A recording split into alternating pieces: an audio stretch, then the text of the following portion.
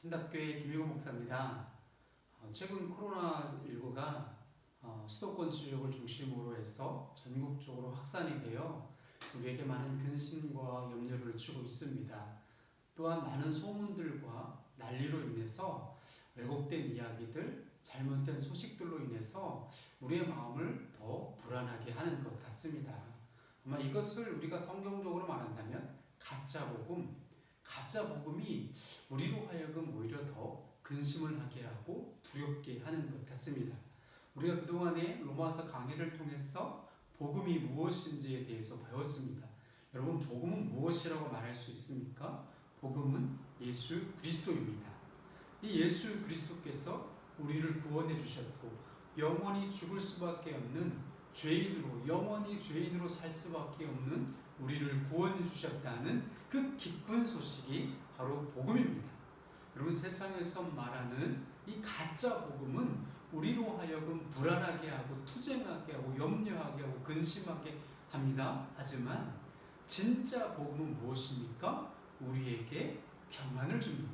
우리에게 기쁨을 주고 우리에게 자유를 주는 것이 복음이라고 우리는 로마서를 통해서 그동안 배웠습니다. 자, 오늘은 로마서 7강 이야기를 계속해서 진행할 텐데요. 지난주에 우리가 배웠던 로마서의 주제가 무엇이었습니까? 하나님과 화목하라는 겁니다. 하나님과 화목함으로 말미암아 우리 안에 어떠한 상황에 처한다 할지라도 우리는 하나님과 화목하기 때문에 불안과 근심과 염려와 어떤 고난과 역경을 겪는다 할지라도 우리는 화목함으로 말미암아 우리 안에 평안, 샬롬이 있는 겁니다. 우리 안에 기쁨이 있고 감사가 있는 것입니다. 왜요? 하나님 때문에요. 그냥 우리는 하나님 때문에 기쁘고 하나님 때문에 즐겁고 하나님 때문에 살아가는 것입니다. 이것이 하나님과 화목하는 것입니다. 우리가 의지적으로는 구원에 이를 수 없지만 하나님의 은혜로 말미암아 우리가 구원을 얻었기에 우리는 이제부터 의지적으로 하나님과 어떻게 해야 된다고요? 화목하기 위해서 노력을 해야 한다는 것입니다. 여러분, 제가 이 오늘 로마서 강의를 들어가기에 앞서서 역사 이야기를 또 한번 하려고 합니다. 최근 코로나19 이후로 인해서 우리 기독교인들이, 아니 우리 한국교회가 세상으로부터 많은 지탄을 받고 있습니다. 그렇다면 이런 상황 가운데 우리 그리스도인들은 어떠한 삶의 자세를 취해야 하나요? 우리는 이 종교개혁의 역사를 통해서 그 시대를 조명하며 오늘날 우리 그리스도인들이 어떻게 살아가야 하는지에 대해서 조명해 볼 수 있습니다. 이 14세기경에 우리 지금 이 코로나와 비슷했던 이 흑사병이 저 유럽 전역을 돌기 시작했습니다. 이 흑사병은 본래 이 중앙아시아, 아마 중국 지역으로 일컫는 같습니다. 이 중국에서 시작되어서 실크로드를 타고 유럽에 전파되게 되지요. 그래서 이 화물선의 이 쥐들로 인해서 그 쥐들이 유럽에 정착을 하게 되면서 그 안에 있던 숙주들이 그 환경에 적응하게 되면서 유럽인들에게 굉장히 큰 어려움과 고통을 주었습니다. 당시 유럽 인구의 약 3분의 1 인구인 약 2억 명가량의 사람들이 수백 년을 거쳐서 죽음을 맞이하게 되었습니다. 그래서 어떻게 보면 이 흑사병이 그 시대의 중세 시대의 그 신앙의 가장 큰 신학적인 관심이었고, 그 시대를 살아가는 사람들이 어떻게 이 신앙으로 극복해야 될까? 그래서 그때 당시의 행태들을 보면 참 특이한 것이 세 가지가 있었습니다. 첫 번째, 어떤 일을 했냐면요, 이 채찍 고행단이라는 특이한 체험단들이 그 중심이 되어서 자신들의 그 신앙과 활동들이 그 시대에 큰 영향력을 주었습니다. 이 채찍 고행단은요, 그때 당시 어떤 모습이었냐면 이 전염병이 하나님의 심판으로 보았습니다. 그래서 사람은 고난을 받아서 하나님의 진노를 가라앉혀야 된다고 하는 이 고행을 자행하게 되지요. 그래서 하루에 3번에서 4번 정도 스스로 온갖 채찍을 맞으면서 고통을 감수합니다.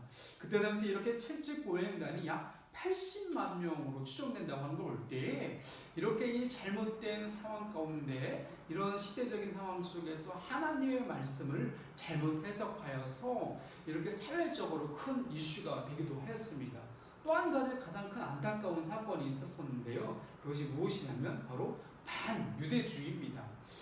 여러분이 예수님을 십자가에 못 박은 사람들이 누구입니까? 바로 그 유대인들이었고, 사도 바울이 복음을 전할 때 끊임없이 핍박하고 반대했던 사람들이 바로 유대인들이었습니다. 그래서 이 중세에 있는 이 유대인들, 중세 유럽에 퍼져 있던 이 유대인들이 그때 당시 흑사병을 일으킨다는 소문이 들어서 이 유대인들이 심지어는 우물에 독을 탔다는 어떤 이런 소문들을 퍼뜨려서 유대인들을 상관없이 박해하거나 그들을 학살하기 시작하지요. 무차별하게 생명을 앗아갔던 상황이 벌어졌고요. 또한 마녀 사냥이라는 것이 그때 당시 생겨나면서 이유 없이 많은 처녀들, 여자들이 죽음을 당하게 되었죠. 참 어처구니 없고 안타까운 상황들이 이 중세 시대에 자행되고 있었습니다. 또한 이 교황은요, 그때 당시에 성년을 선포하여서 로마에 순례하는 사람들은 연옥을 거치지 않고 즉시 낙원, 즉 천국에 들어갈 수 있다고 하는 이 신학적 논리를 펼치면서 그때 당시에 많은 사람들이 로마에 몰려들게 되지요. 그러면서 이 로마의 이 흑사병이 그 도시 전체를 전염시키게 되는 그런 형국을 맞이하게 되었습니다. 이 중세 시대에 이렇게 흑사병, 오늘날의 이 코로나와 같은 이 전염병이 그 시대에 창궐할 즈음에 놀라운 역사적인 사건이 하나 발생이 되는데요. 그것이 바로 종교개혁운동입니다. 이 종교개혁운동은 그때 당시에 잘못된 신앙, 잘못된 교리를 꾸짖으면서 오직 성경으로 돌아가야 한다고 하나님의 말씀을 다시 보게 되고 그 하나님의 말씀을 통해서 우리 인간이 어떻게 살아가야 하는지에 대한 조명운동이 일어나게 되고요. 오직 믿음으로 말미암아 살아야 한다고요. 교황이 아닌, 교회가 아닌 오직 하나님을 믿음으로 말미암아 예수 그리스도의 은혜로 말미암아 우리는 오직 하나님의 영광을 위해 살아가야 한다고 주장을 하면서 이 종교개혁 운동이 일어난대요. 이 대표적으로 이 쯔빙글리는 스위스에서 루터의 종교개혁을 지지하게 됩니다. 루터하고 같은 시대에 태어났고 같은 시대에 활동을 했는데 서로 만나보지는 못했지만 이런 개혁 운동에 대해서는 서로 소식을 전해주고 있으면서 주고받으면서 서로 그 종교 개혁을 지지하게 됩니다. 그러다가 이 스위스에서도 역시 마찬가지로 이 흑사병이 돌게 되어서 자기가 거주했던 그 도시에 많은 사람들이 죽음을 경험하게 되지요. 그리고 또한 본인도 이 흑사병을 앓게 됩니다. 그러면서 이 흑사병을 통해서 비로소 자신이 어떤 존재인지에 대해서 고백을 하며 이렇게 고백을 합니다. 저는 당신의 그릇입니다. 만드시든지 아니면 부수시든지 주님께서 뜻대로 해달라고 이렇게 기도하며 하나님의 자비와 긍휼을 구하지만 한편으로는 하나님의 그 절대 주권과 섭리 아래 있겠다고 하나님께서 모든 것을 다 주관하시는 분이라고 겸손히 받아들이면서 그는 하나님의 뜻을 구합니다. 하나님께서 모든 역사를 주관하실 것이라는 믿음과 확신을 가지고 간신히 이 질병에서 벗어나게 되어서 많은 사람들을 돌보게 되지요. 그럴 때 당시에 이 종교개혁자들이 이 말들을 한번 들어보겠습니다. 이런 전염병이 창궐했을 때 이 종교개혁자들은 어떠한 신앙을 가지고 사람들 앞에 나아가는가요? 하나님의 말씀, 자신의 권위로 사람들을 정죄하고 핍박하고 판단하는 것이 아니라 오히려 하나님께 돌아오라고요. 오직 성경으로 돌아오라고요. 하나님의 말씀을 듣고 그 말씀대로 살아가라고 주장하기 시작합니다. 그러면서 루터는 오히려 하나님을 시험하지 말고 하나님을 신뢰하라고 주장을 하지요. 오히려 칼빈은 우리는 서로에게 빚진 자이기 때문에 서로 돕고 협력하고 연합하여서 우리가 서로 사랑해야 된다고 주장하고 있었습니다. 특별히 종교개혁을 주도했던 이 마틴 루터는 어떤 말을 하냐면 이런 고백을 하지요. 혹시라도 나의 무지와 태만으로 인해서 이웃이 죽임을 당하게 해서는 안 됩니다. 그러나 만일 이웃이 나를 필요로 한다면 나는 누구이든지 어떤 곳이든지 마다하지 않고 달려가겠습니다. 그러면서 이 전염병이 창궐하는 그때에 오늘날 우리 좀 잘못된 신앙을 갖고 있는 사람들은 이런 집회나 모임을 통해서 더 하나님 앞에 나아가야 된다고 주장하는 반면에 오히려 이 루터는 그런 주장과는 달리 사람들에게 오히려 해가 되지 아니하도록 오히려 이웃을 돌보라고요. 이웃 사랑을 하라고요. 생명을 돌봐야 된다고 주장을 합니다. 그러면서 하나님의 이 시대를 향한 하나님의 뜻이 무엇인지를 이 전염병을 통해서 겸손히 하나님의 뜻을 구하며 하나님 앞에 지혜를 구하며 이웃을 사랑하기 위해서, 이웃을 돌보기 위해서, 이웃을 치료하기 위해서 헌신을 다했다는 것을 우리가 여러분 기억할 필요가 있습니다. 코로나19로 인해서 참 힘겨운 시대를 살아가야 하는 것이 오늘날 그리스도인의 모습이 아닌가 생각이 되어집니다.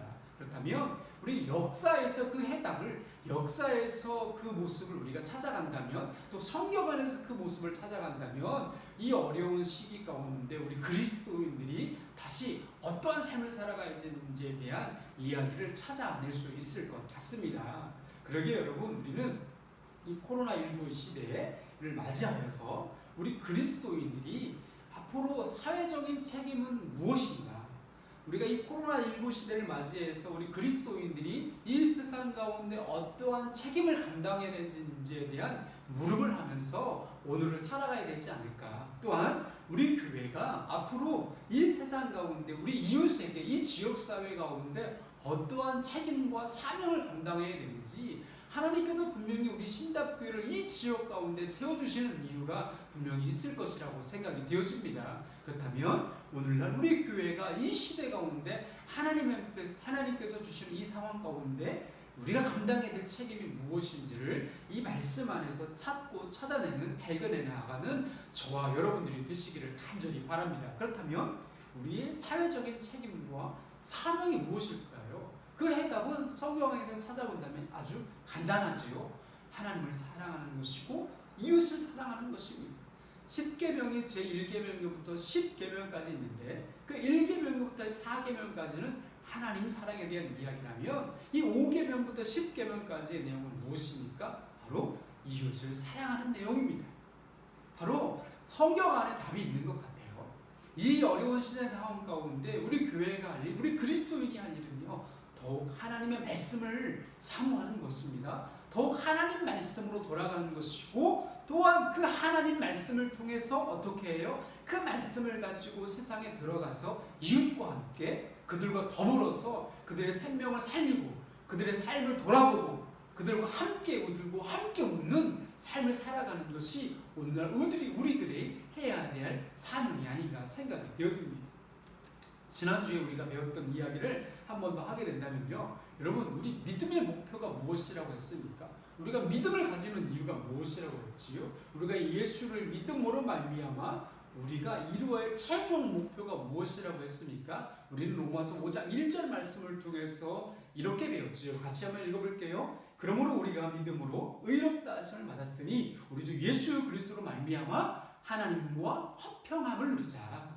하나님과 화평을 누리자는 거예요. 이것이 바로 우리가 믿음의 최종 목표입니다. 우리가 믿음을 가지는 이유는 하나님과 화목하는 거예요. 그러니까 여러분, 이 말씀을 통해서 이 시대의 문제를 뒤돌아본다면, 오늘날 우리 한국교회의 문제를 뒤돌아본다면 무엇이 문제입니까? 하나님과 화평하려고 노력하지 않았고 하나님의 뜻을 이루어가기보다는 우리 인간의 뜻, 우리 인간의 생각, 우리 인간의 노력으로, 우리 인간의 의지로 살아가려다 보니 아마 이 잘못된 길로 돌아가서 하나님께서 이 시대 가운데 진노하지 않으시나 생각을 하게 됩니다. 그러게 여러분, 우리 이 믿음의 목표는 하나님과 화평이라는 사실을 꼭 기억하시기를 바랍니다. 우리가 믿음을 가지는 이유는 하나님과 화목하는 거예요. 하나님과 평안함을 누리길 원하시는 거예요. 우리가 하나님 안에 들어가는 겁니다. 그래서 우리가 예수를 믿음으로 말미암아 이 화평함을 누리는 것이 우리 믿음의 목표라는 사실을 여러분 꼭 기억해 주시기를 바랍니다. 그래서 우리가 하나님과 화평을 누리는 것, 그 이유, 그것은 하나님과 더불어 화평을 누린다는 것은 우리의 의지적인 노력이 좀 필요한 부분입니다. 그동안에 우리가 의롭다 하는 그 과정까지는 우리의 노력으로 할 수 있는 것이 없어요. 우리가 스스로 의롭게 될 수 없습니다. 우리가 스스로 구원을 받을 수 없어요. 오직 하나님의 은혜예요. 예수 그리스도를 믿음으로 말미암아 의롭다함을 얻었고 우리는 구원함을 누리게 되는 거예요. 그렇다면 거기서 끝나는 것이 아니에요. 여기서 끝난다라고 말하는 사람들은 구원파예요. 다른 종교예요. 이단이란 말이죠. 우리는 여기서 구원에서 끝나는 것이 아니라 하나님과 화목하기 위해서 믿음의 경주를 해야 돼요. 우리는 성화라는 표현을 쓰기도 하지만 우리 장로교 통합 측에서는 거룩이라는 말을 씁니다. 하나님께서 우리로 하여금 거룩하게 하시길 원하시는 거죠. 그죠? 그래서 우리가 이 거룩함을 누리는 것, 이것이 하나님과 화평하는 모습이에요. 그래서 지난 시간에 제가 얘기했던 것처럼 우리는 거듭난다는 말을 종종 쓰는데, 거듭남이라는 것이 무엇입니까? 예수를 믿음으로 말미암아 하나님의 의롭다함을 얻는, 칭의를 얻는 것이 바로 여러분 우리는 거듭남의 과정이고, 그것으로 끝나는 것이 아니라 하나님 안에서 화평함을 누리는 것이 우리는 거듭났다라는 표현을 쓰는 거예요. 그래서 하나님의 은혜로 말미암아 의롭게 된 우리는 하나님이 주신 그 자유의지로 말미암아 하나님과 화목하기 위해서 끊임없이 믿음의 경주를 해야 된다는 사실입니다.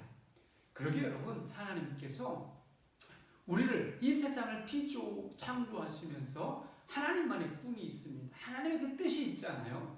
그 뜻이 무엇입니까? 그 하나님의 꿈, 하나님의 뜻이 무엇입니까? 이 땅 가운데 우리들을 통해서 이 땅 가운데 우리들이 하나님의 그 거룩한 성품 안에 들어가서 우리가 거룩한 백성이 되고, 우리로 하여금 이 땅 가운데 거룩한 나라를 이루어가는 것이 바로 하나님의 꿈이시고 하나님의 뜻이라는 거예요. 그래서 우리가 주기도문을 할 때 하나님의 나라가 이루어지게 해달라고 기도하라고 예수님께서 가르쳐 주셨잖아요.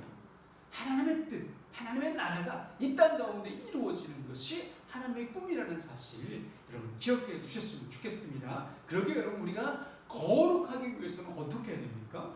우리가 이 땅이, 이 세상이 거룩한 나라가 되기 위해서는 어떻게 해야 됩니까? 이 땅을 살아가는 우리가 하나님과 함께하는 거예요.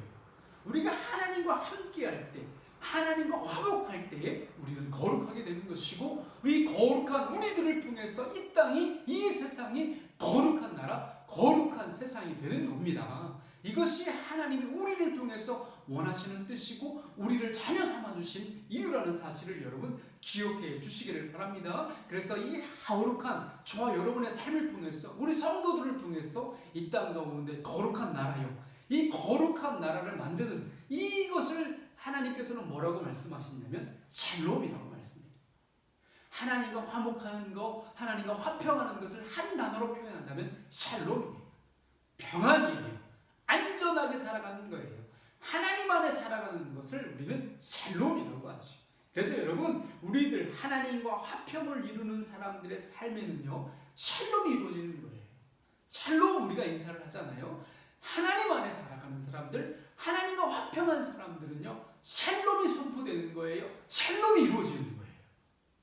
샬롬으로 살아가는 거예요. 그래서 우리의 입술을 통해서 우리가 받는 모든 땅이 샬롬이 선포되는 거예요. 이것이 하나님과 화목한 사람들의 모습이라는 사실을 여러분 기억했으면 좋겠습니다. 그래서 여러분, 우리가 하나님과 화목한 이 그리스도의 모습을 이 로마서에서는 뭐라고 말씀하냐면, 로마서 5장 2절 말씀에 보면 이렇게 기록을 하고 있습니다. 우리 같이 한번 읽어볼게요. 또한 그로 말미암아 우리가 믿음으로 서 있는 이 은혜의 들어감을 얻었으며 하나님의 영광을 바라보고 즐거워하느니라. 하나님과 화목한 사람들은 어떤 모습이라고요? 즐거워한다는 거예요. 그런데 이 즐거움이 어떤 즐거움이냐면, 사도 바울은 이 즐거움을 이렇게 표현합니다. 우리가 그리스도 안에 있기 때문에 현재를 즐거워한다는 거예요. 오늘을 즐거워한다는 거예요. 오늘을 즐겁고 오늘을 기쁘고 오늘을 감사하게 살아가는 것이 오늘 이 사도 바울이 하나님과 화목한 사람들의 모습이라고 우리에게 가르쳐주고 있습니다. 그리고 우리는 하나님의 은혜 안에 있기 때문에 미래를 두려워하지 아니하고 미래를 염려하지 않는다는 거예요. 이것이 여러분 하나님과 화목한 사람들의 모습이라고 이 로마서 5장의 말씀을 통해서 우리에게 가르쳐주고 있는 것입니다. 그러게 여러분, 이 하나님과 화목한다는 말이 참 중요하지 않습니까? 우리가 오늘을 살아가는데요, 내일 어떻게 될지 몰라서 지금 이 코로나가 창궐한다고 해서 우리의 마음은 어떻죠? 우리의 심정은 어떻죠? 그런 것들 때문에, 그런 소문 때문에, 난리 때문에 우리는 오늘 불안하고 내일을 두려워하고 있지 않습니까? 오늘 이 로마서 말씀을 통해서 우리 하나님과 화목한 하나님께 구원을 받은 우리들의 신앙의 모습이 어떠한지를 다시 한번 조명해 볼 필요가 있는 것 같아요. 그러게 여러분, 오늘 이 사도 바울은 이 즐거워하는 모습이 어떠한 건지에 대해서 다시 한번 5장 3절부터 4절 말씀에 이렇게 표현을 하고 있습니다. 아주 중요한 말씀이기 때문에 우리 같이 한번 읽어볼게요. 다만 이뿐 아니라 우리가 환난 중에도 즐거워하나니 이는 환난은 인내를, 인내는 연단은 소망을 이루는 줄 알미로다. 아멘. 이 말씀은 참 너무나 중요하고 귀한 말씀이기 때문에 우리가 반드시 기억해야 되지 않겠습니까? 다만 이뿐만 아니라 하나님과 화목한다고 해서 이것으로 끝나는 것이 아니라 그 하나님과 화목하는 것이 뭐냐? 바로 환난 중에도 즐거워한다는 거예요. 어떠한 아픔과 어떤 고통이 온다 할지라도 우리는 즐거워할 수 있는 모습이 바로 하나님과 화목한 모습이라는 거예요. 그러면 여러분, 우리가 한번 되돌아볼게요. 물론 저도 살아오면서 어떤 어려움이 있었고 고비가 있었고 아픔이 있었습니다. 근데 여러분, 그때 과연 우리가 즐거워할 수 있습니까? 이건 참 말은 쉽지만 이게 참 삶으로 실천한다는 건 참 어려운 것 같아요. 왜 하필이면 어려움을 닥칠 때, 왜 하필이면 고통스러울 때는요, 또 다른 고통이 찾아오고 또 다른 아픔이 찾아오는지 모르겠어요. 너무나 그 순간은 힘들고 어렵고 굉장히 길게 느껴지지만 되돌아본다면 그 과정이 있었기 때문에 오늘 내가 여기에 있지 않는가. 그 과정 속에서 내가 또 하나님과 친밀하게 교제하지 않았던가. 여러분, 우리가 그 고난과 환난을 한번 되돌아보지 않을 수 있지 않습니까? 우리가 이 환난이라는 말, 우리가 성경 안에서는 어떻게 표현하고 있는지 한번 되돌아보려고 합니다. 여러분, 이 환난이라는 표현은 원래 헬라어로 글립시스라는 표현을 쓰는데요. 누르다, 강하게 하다, 제한되고 어떻고 편협하고 괴롭히고 어떤 되게 정말 어렵게 하는 거예요. 어떤 일부러 뭔가를 굉장히 괴롭히는 어떤 그런 의미가 있는데요. 이것이 이제 좀 이렇게 성경의 원어적인 의미를 좀 다잡아서 이게 어떤 의미가 있냐면 굉장히 극심한 환난과 박해의 모습을 표현하고 있는 거예요. 어떤 문지르거나 마찰이 하면 어떻게 되죠? 그 형태가 없어지잖아요. 여러분, 우리가 노동을 하게 되면, 극심한 일을 하게 되면 이 손에 지문들이 없어지잖아요. 우리가 악기를 다루시는 분들은 알겠지만 기타나 어떤 그런 현악을 다루시는 분들을 굉장히 연습을 많이 하시잖아요. 연습을 많이 하게 되면 어떻게 돼요? 이 지문이 닳아서 없어지게 되잖아요. 그럼 이 지문이 닳아서 없어진다는 건 뭐예요? 그것을 연습하는 가운데 얼마나 많은 고통이 있었겠습니까? 얼마나 많은 그 아픔을 참아내고 이 피부가 찢어지는 그 고통을 감내하고 인내하는 그런 상황을 여러분 오늘 성경에서는 환난이라고 말합니다.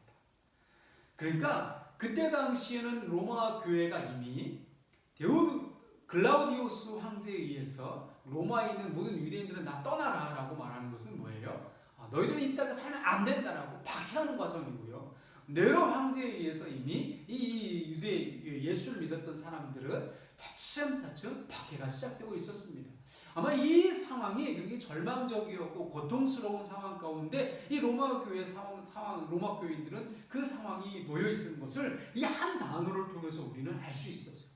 그들은 지금 그냥 신앙생활하고 있는 것이 아니라 신앙을 지키는 이유 하나만으로 목숨을 지켜야 되는 상황이고 목숨과 바꿔가야 되는 그런 절체절명의 위기 상황 가운데 놓여 있는데 사도 바울은 이 환난 가운데 즐거워라고 말씀하고 있습니다. 이 즐거움을 통해서 뭐가 생긴다고요? 바로 이 인내요. 이 환난을 통해서 이 인내요. 이 인내라는 뜻은 어떤 의미냐면 어떤 누르는 어떤가 고통과 어려움에 대해서 그것을 버텨내는 거예요. 우리 소방관들의 이 모습을 통해서 우리는 인내라는 단어를 예측할 수 있잖아요. 이 소방관의 그것을 버티고 견뎌주고 충성을 다했기 때문에 어떻게 돼요? 생명을 구원하고 보존할 수 있게 되는 거잖아요. 바로 이 노아와 아브라함과 욥과 야곱과 이 구약의 많은 위인들의 모습을 상상하면서 아마 사도 바울은 인내라는 말을 사용했습니다. 욥의 인내를 좀 배우고 아브라함의 인내를 좀 배우고 모세의 인내를 좀 배워서 그 광야길에서 오직 하나님만을 바라보고 하나님 말씀만을 충성하고 순종했던 그들처럼 우리에게 하나님 앞에 충성을 다하면서 살아가라고 우리에게 가르쳐주고 있습니다. 어떠한 상황 가운데 포기하지 말고 절망하지 말고 인내함으로 건두고 버티라고 우리에게 가르쳐주고 있습니다. 그러면 어떻게 된다고요? 그러면 이 모든 인내의 과정을 통해서 어떻게 된다고요? 연단된다고요. 이 연단이라는 표현은 도키맨 이런 표현을 씁니다. 헬라어로. 이것은 불을 통과하다 또는 시련을 주다, 시험을 하다라는 뜻이 있는데 재단이다. 그러니까 완전히 이 용광로에 이 철을 넣으면 어떻게 되죠? 불순물이 완전히 다 제거가 되잖아요. 그래서 강철로 거듭나는 것처럼 이 연단이라는 의미는 이 엄격한 시험을 통해서 이 시련을 통과해서 결국 어떻게 됩니까? 이 내 모습이 새롭게 변화되는 거룩한 인격, 거룩한 성품으로 변화되는 모습을 연단이라고 오늘 사도 바울은 사용하고 있습니다. 그러니까 이 환난을 통해서 인내하는 성도들은 어떻게 된다고요? 이 단련된, 증명된 인격, 이 단련된 인격으로 오늘을 살아갈 수 있다는 거예요. 오늘을 버틸 수 있다는 거예요. 그러게 여러분, 우리 믿음의 성도라는 것은 지금 우리에게 주어진 환경이 어떤 어려움과 환난과 고통과 핍박이 있다 할지라도 우리는요, 그것을 어떻게 해요? 증명된 인격으로, 증명된 성품으로 그것을 견뎌내야 되고 품어내야 된다는 겁니다. 그러면 어떤 결과가 있다고요? 소망이 우리에게 있다는 거예요.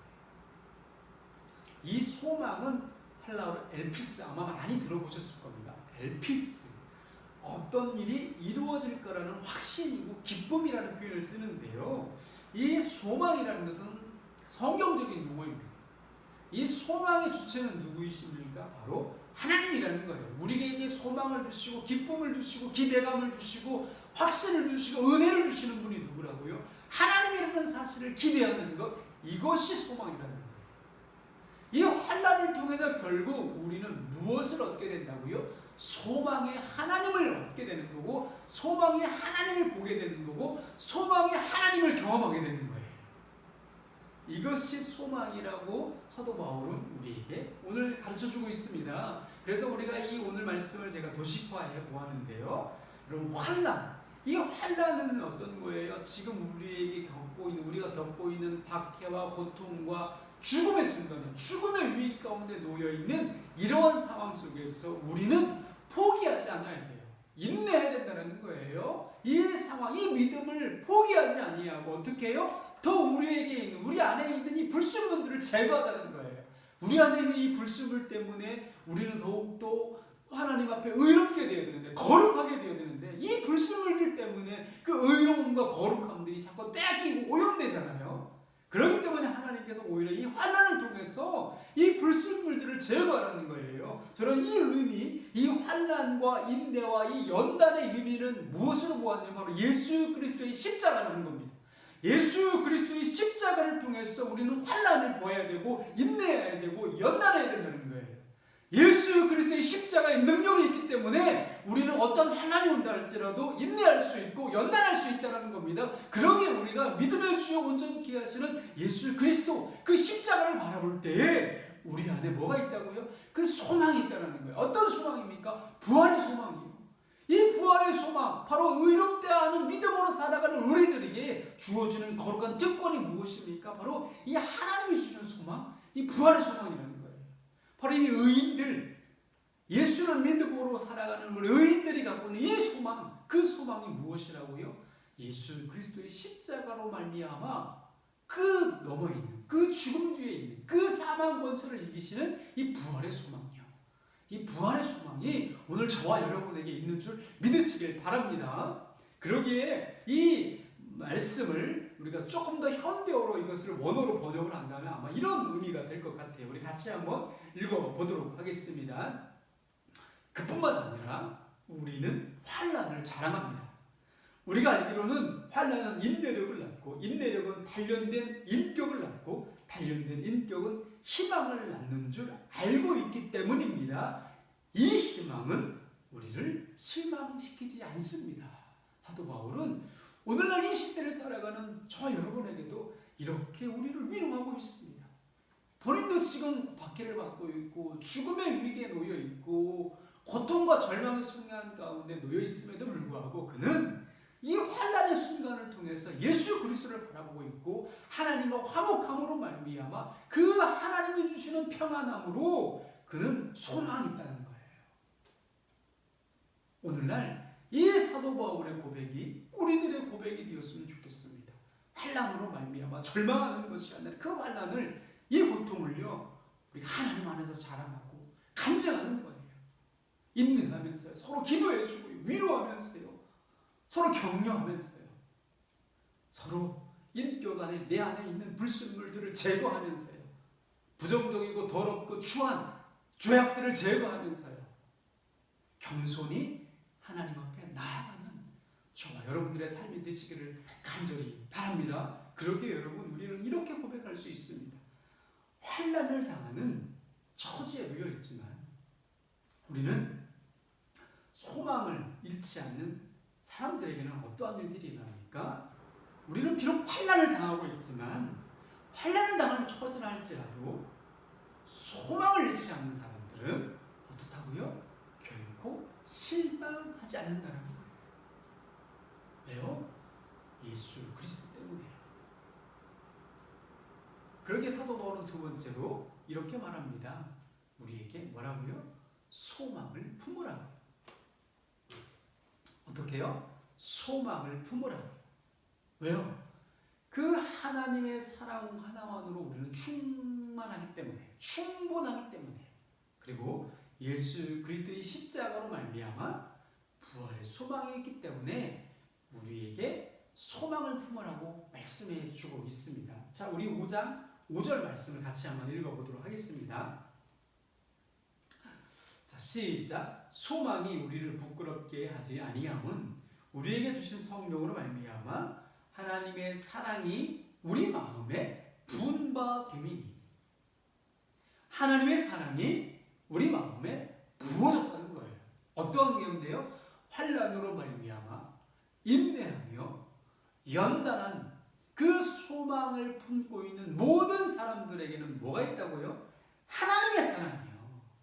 하나님의 사랑이 이미 우리 안에 충만하게 부어져 있대요. 하나님의 사랑이요. 여러분, 그것이면 그 하나는 충분하지 않습니까? 하나님의 사랑이 우리에게 충만하게 부어져 있는데 여러분, 우리에게 어떤 근심이 있습니까? 어떤 어려움이 있습니까? 어떤 아픔이 있습니까? 그것이 중요하지 않지 않나요? 하나님의 사랑이면 충분하지 않습니까? 여러분, 그러기에 사도 바울은 이 로마서 5장 6절부터 그 이하의 말씀을 뭐라고 얘기합니까? 여러분, 우리가 이 하나님의 그 충만하신 사랑으로 말미암아 비록 우리는 연약하지만 예수 그리스도께서 우리를 대신하여 죽으셨기 때문에 우리는 자유함을 누릴 수 있다고 얘기하는 거예요.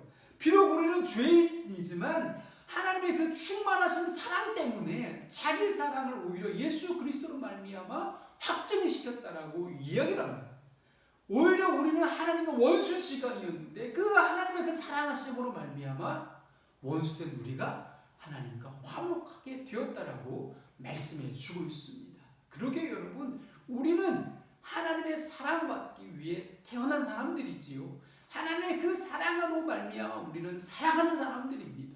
여러분, 비록 우리는 연약하다 할지라도, 비록 어제와 오늘 다르게 우리는 죄의 모습을 가지고 있다 할지라도, 비록 우리는 하나님과 원수지간으로 태어났다 할지라도 하나님의 그 사랑 때문에 우리는 그 죄를 용서함 받을 수 있고 그 연약함을 용서함 받을 수 있고 그 원수된 우리의 삶을 하나님께서 그 죄로부터 자유함을 누리게 해주신다라고 오늘 우리에게 가르쳐 주고 있습니다. 그러기에 사도 바울은 오늘 이 5장 말씀을 통해서 우리에게 결론적으로 뭐라고 말씀합니까? 하나님의 소망을 가지라는 거예요. 오직 하나님만 소망을 하라는 거예요. 오직 예수님이 우리의 소망 되신다는 거예요. 그리고 우리가 이 소망을 품을 때 비로소 성령 하나님께서 우리 안에 역사하시고 우리를 하나님의 자녀 삼아주시고 오늘도 이 시간 가운데 말할 수 없는 탄식으로 우리를 위해서 친히 간구하여 주심으로 그 하나님의 사랑으로서부터 우리를 끊을 수 없는 그 사랑이 우리에게 충만하게 부어진다라고 우리에게 약속해 주고 있습니다. 그러게 여러분 우리가 지금 로마서 1장부터 5장까지 이야기를 배운 것을 정리해 본다면 여러분 우리가 믿음으로 산다는 것이 무엇입니까? 우리는 오직 믿음으로 삽니다. 믿습니다. 이런 얘기를 하지만 여러분 믿음으로 산다는 것은 무엇입니까? 지금 내가 환난 중에 있다 할지라도 저는 소망을 바라봅니다. 저는 소망이 있습니다. 내가 비록 이 환난 가운데 있다 할지라도 나는 즐겁습니다. 나는 소망이 있습니다. 왜요?